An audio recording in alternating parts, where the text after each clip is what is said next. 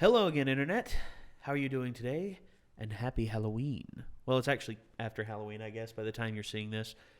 It's Halloween for us right now, and we figured we would watch some Cinema Sins, and this is Everything Wrong with Scream in 16 minutes or less. Now, you have a history with Scream, right? You've watched Meaning, it. I've seen it. You've seen it? Yes. How many of them have you seen? I don't know, I think I've seen the first one all the way through, and I think I've just seen pieces of the others. Okay. Well, I've seen all of them. I have to say the first one and the second one are probably my favorites. I'd say the first one's better, just Probably a the little, best, Yeah, yeah. a little bit. But the second one's also really good. The second one was a sequel, in my mind, done right. They added new players to the board without sacrificing the integrity of the originals. They added new scares, new chills, and everything, and it worked. It effectively worked in every regard. Scream 3, I was just like, okay, now they're just being ridiculous. And then Scream 4, I was like, a little bit better. But Yeah, that's the newest one, right? yeah, Scream 4. With like With 10 Emma years Roberts. later, where they brought back Hayden. Yeah. Or Hayden Panettiere came. They brought back Neve Campbell. Yeah, Neve Campbell, Courtney Cox. Yeah, David pretty much Arquette. everybody. Yeah, everyone Yeah. came. Except for Jamie Kennedy and everyone else who died. Spoilers. Duh. So with that little anecdote, let's get started. I won't have trouble differentiating this from Scream. I don't think that's a problem. Like, Drew Barrymore is not my girlfriend in this scene, but that's probably a good thing because I would have been gutted by the end of it. The events of this movie happened 20 years ago, but even then, stovetop popcorn was very much a thing of the past. Halloween. No, the one with the guy in the white mask who walks around and stalks babysitters. Nope, never heard of it. Thanks for the plot synopsis. What's yours? Yes, Nightmare on Elm Street. Hey, since we're being self-referential, how about Firestarter? I like that movie. It was scary. Wow, well, the first one was, but the rest sucked. Even Wes Craven's new Nightmare? Hello, Wes? Are you gonna let you get away with this? Yeah, let's turn those outside lights off. This is the right time to conserve and go green. Does she know about answering machines?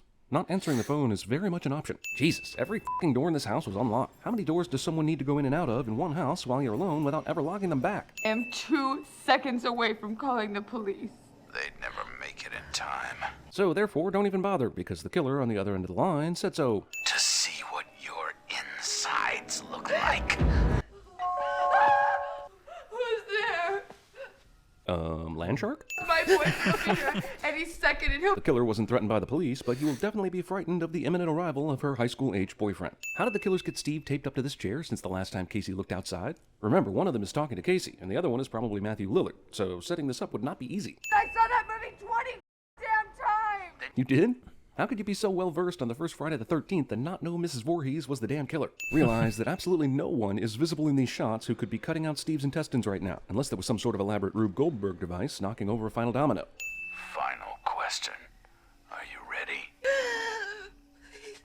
Please leave me alone. The girl who literally just found out her boyfriend was dead by seeing him 20 feet away gutted like a fish says please leave me alone to the killer on the phone instead of There are 2 main doors to your house. Just 2? Last time she ran around locking doors, I counted at least 5. There's no way, even in a 2-killer system, that the one in costume could have known Casey was here for a perfectly timed scare, unless he's got a fucking radio in his hood. Now he's throwing his entire body through the window, like it's no big deal, without a rip or tear in his cheaply made Party City Halloween costume. Instead of continuing to run in this car's direction, she stops, giving the killer time to do that. Thankfully, for the sake of the parents' most horrific evening ever, Casey, though stabbed multiple times, still somehow holds on to the cordless phone while being dragged away. Again, these two have to be virtually supernatural killers to hang Casey like this in the amount of time that they had. I heard screaming. No, you didn't. No? Obvious teen cover-up behavior is obvious, but father forgets all about it anyway. And so I won't be back till Sunday. Her dad probably told her all this information before this point, but he repeats it now so Billy, who is definitely the killer, would know that she would be home alone. The Exorcist was on. Got me thinking of you. Especially the crucifix scene, so sexy. Discount Johnny Depp from Crybaby hairstyle. They're interrogating the entire school. Maybe they should just look for the person that has a busted lip, broken nose, sore crotch, and a cut-up hand from punching through a window. The police just want to ask you a few questions. Creepy principal touches his students in a weird way in front of the cops. How do you gut someone? That's an amazing Kristen Stewart impression, considering Kristen Stewart was only 6 years old when this film was made. Are the police aware that you dated the victim? Apparently not, even after asking the whole damn school questions today. Stu was with me last night, okay? Yeah, it was. What? Considering what we find out later, did Stu have a twin that was with her last night? Does she not know the time of death? What the f***? Or are you saying Billy did all that himself? Authorities are baffled by the lack of clues. Not even phone records? Later we find out they clone a cell phone to frame Sydney's dad. But whose phone did they clone this time? Steve's? Otherwise, wouldn't Sydney's dad or whoever's cell phone they cloned be a suspect right now? Your front porch. Girl whose mom was killed a year ago and who is home alone now and who knows 2 teens were murdered last night chooses to walk toward the front porch after hearing this. I call your bluff. You do? After 2 of your classmates were murdered? After you yourself have been on edge because of how similar it is to your own mom's killing? Do Billy and Stu actually want to kill Sydney right now? According to the grand scheme they admit to her later, they try and pin it on her dad, who went crazy on the 1-year anniversary of her mom's death. But today's not that anniversary, and they have a lot more people to kill before the grand finale. So was this the plan, or did they add victims on the fly? Why aren't you killing her? Oh, I see, you were waiting for the kick she needed extra time to muster. Got it. If your phone is dead, then how does your internet work? In 1996, it was pretty much all dial-up. Billy showing up during the attack should set off all your alarm bells, except the movie goes so far out of its way to belittle typical horror cliches that you in no way suspect him, even after he drops this suspicious phone and everyone in the movie starts suspecting him, which is why I'm giving this movie 1 cent off right here. Only seconds after her 911 computer chat, the cops show up at her house holding the ghost face mask up to the door, only to scare whoever opens the door shitless. I guess it's okay he left his costume behind, as it doesn't seem like the police will use it to find any actual evidence, like hairs. They're just letting everyone touch it and put it wherever. Let me ask you this.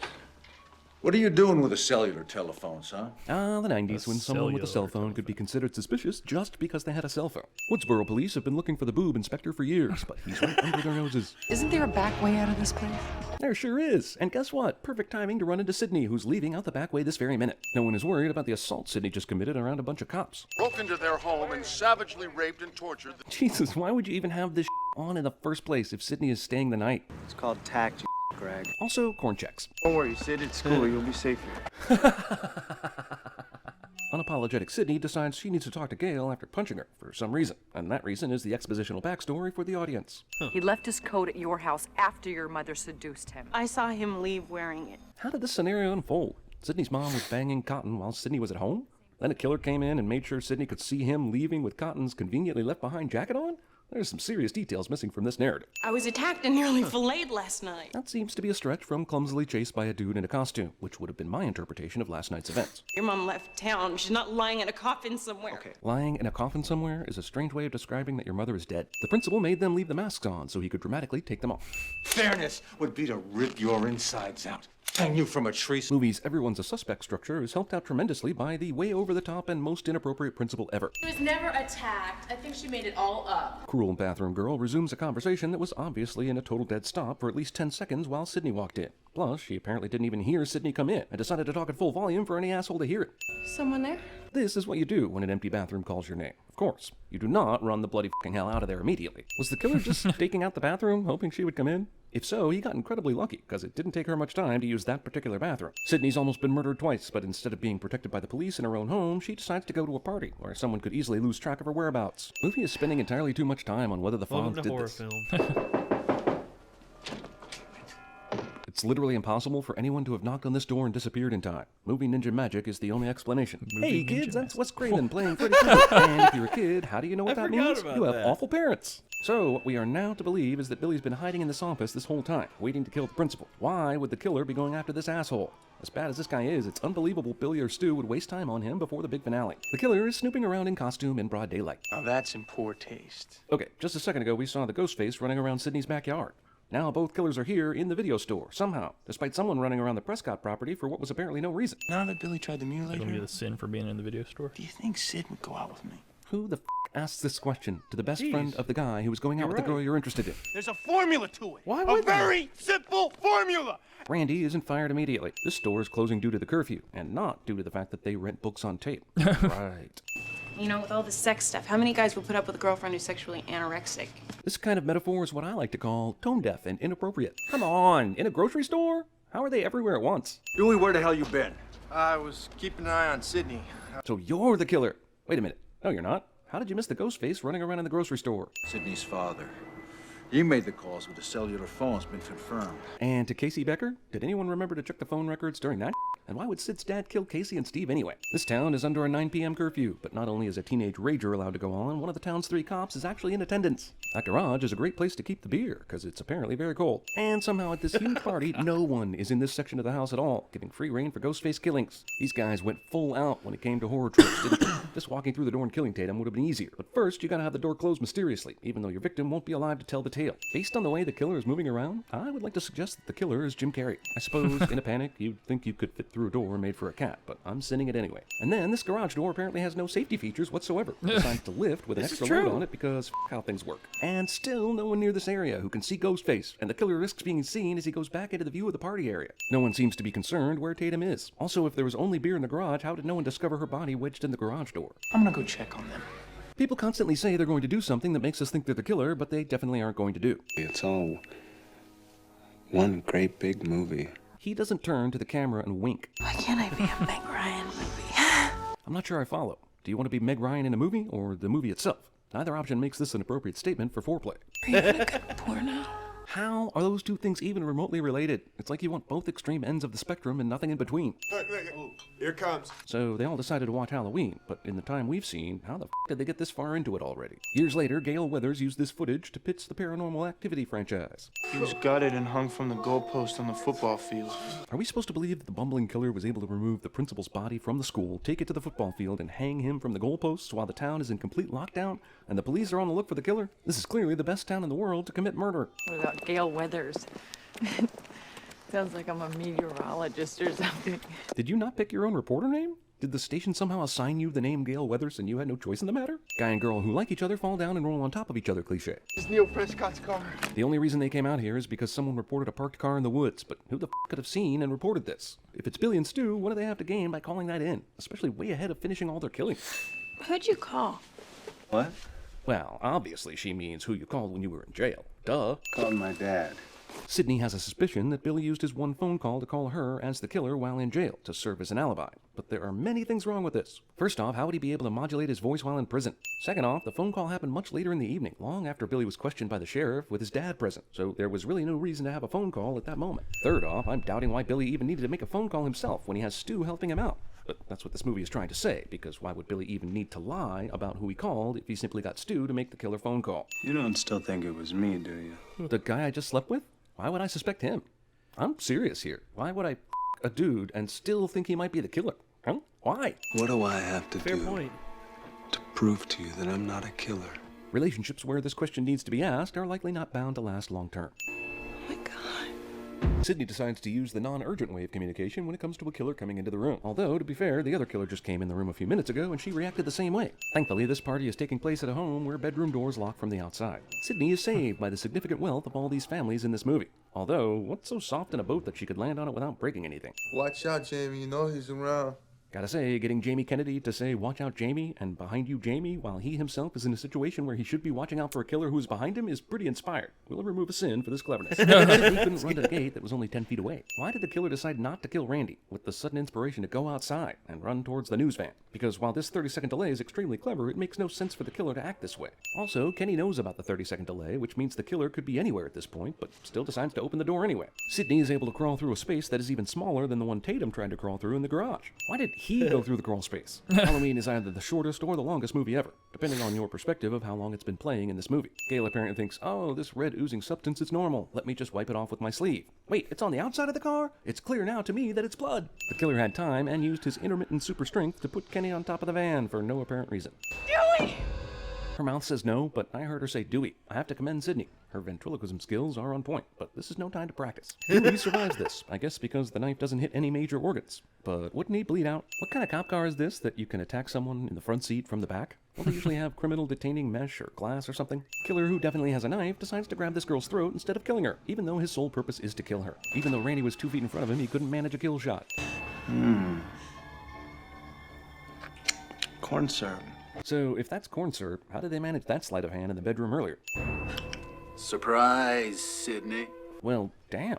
Horror movies had not done anything cool like having 2 killers for a really long time, so for that, it's worth a sin-off. Tell that to Cotton Weary. And despite numerous attempts at Sydney's life, I guess she earned a monologue or two so that she can be saved. This is the greatest part. You're gonna love this. Wait, you planned this big finale so she'd see your genius? Why were you trying to kill her a million times before this? Also, why would a killer hell-bent on Sydney-based revenge wait an entire year and then go after Drew Barrymore? It's a Scream, baby. Roll credits. Although Scream was not the original title. It was actually Scary Movie, which they later used for the spoof franchise. Well, the roll credits actually came somewhere in the Drew Barrymore scene. He kills you and shoots himself in the head. Perfect ending. Unless the detectives do forensics and find out he was bound and gagged and the bullet couldn't have been self-inflicted because of the angle it came in, and the fingerprints on the stuff you're framing him with. But you're probably right. Who does forensics anymore? I thought of that. No, you didn't. You didn't even have a gun until Sydney took it off Dewey. So you did not plan for the shooting in the head part unless there's a second gun, which there is not. Billy and Stu stabbed themselves to make it look like they got attacked. But shouldn't this take place after they kill Sydney and her dad? Also, didn't Sydney call the cops from Dewey's police car a minute ago? Did the police station just ignore the call about people dying? And ignore that Sydney gave a full address where it was all going down? Gun, man, the gun. I put her right there. It's not there. Yet Gail Weathers somehow stole this gun and decided not to show she had it until it was dramatic enough to do so. Luckily for Sydney and her creepy dad, Gail somehow survives running her van off the road and hitting a tree head-on going 40 miles an hour with only minor scratches. Man, I thought she was dead. She looked dead, man. Still does. How did Stu have time to check the van, which crashed all the way down here, then communicate that to his partner? With all the they've been doing. I know something you don't. Gun still has its safety on cliche. This is Gail Weathers signing off. Why didn't you just stab her? And doesn't that mess up your plan a bit? Isn't the dad supposed to use that gun to kill himself? Why would he stab everybody but shoot Gail? What? Yeah, you expected Sydney to just stand there this whole time while your backs were turned. Yeah. She must be hiding under the sofa cushions. Check there. And for reasons unknown, Sydney decides to put on the ghost face costume to kill Billy. Gail ex machina. Also, how the hell did she get the gun? Yeah, Billy dropped it when Sydney stabbed him with the umbrella and Sydney kicked it away from him, but she never ran in here to get it. This is the moment when the supposedly dead killer comes back to life for one last scare. Yeah, but is Billy supernatural like those other killers were? So, is the sun just now coming up? Did it take the cops 5 hours to get to this house? Why are they just now taking Dewey away? There was probably a lot of traffic, because those crazy drunk driving teenagers that were driving to the high school to see the dead principal all crashed their cars and died, which just goes to show you, alcohol is the real killer. The more you know. Da da da da.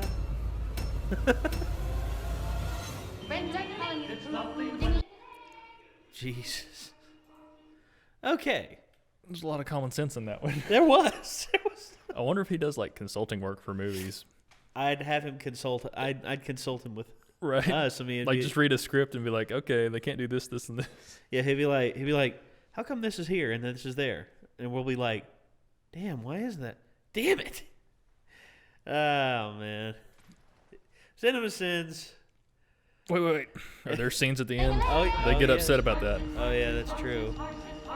Well, let's give him a watch. Jingle bells, jingle bells, jingle all the way. If you were in your office right now, we'd be having this conversation face to face.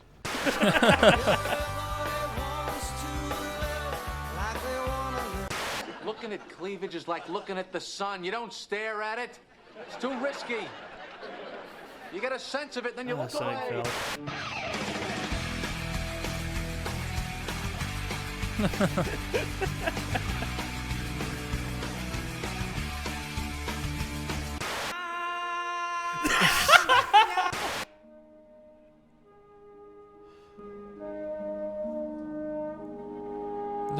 Gee, really?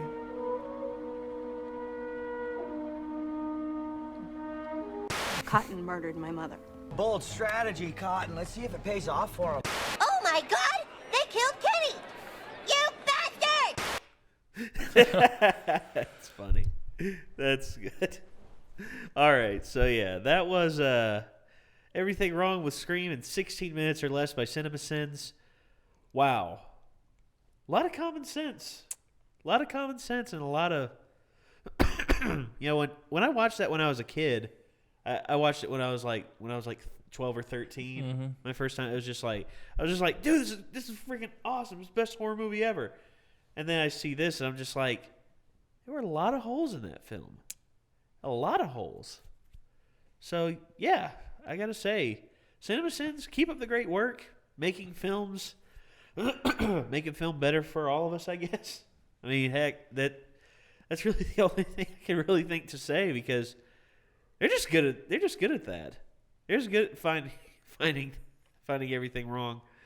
But, yeah. All right, so I think that's going to do it for this episode of Renegades React. We hope you have enjoyed what you've seen here. Check out our description for our second channel and all of our various other endeavors. Leave a comment down below if there's something you want us to watch. And also shoot a like to this video if you've liked it. And, well, that's going to do it. We will see you later, Internet. Peace out.